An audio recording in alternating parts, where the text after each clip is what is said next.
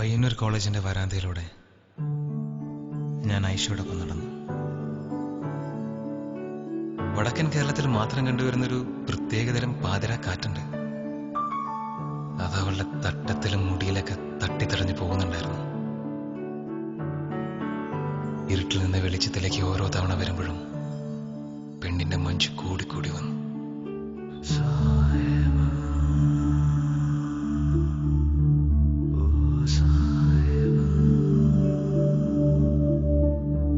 അന്ന് ആ വരാന്തയിൽ വെച്ച് ഞാൻ മനസ്സിൽ ഉറപ്പിച്ചു, മറ്റൊരുത്തിന് ഇവള് വിട്ടുകൊടുക്കൂലെന്ന്. ഈ ഉമ്മച്ചിക്കുട്ടി ഇവളെന്റെയാണ്.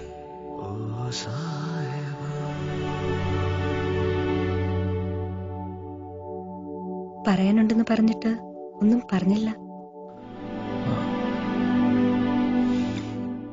ഒന്നുമില്ല.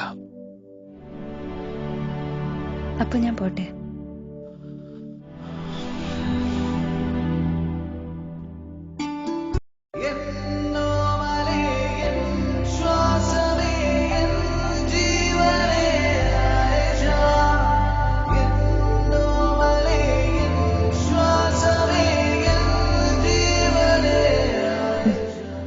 വരുന്നു വിനീത് ശ്രീനിവാസന്റെ തട്ടത്തിൻ മറയത്ത്.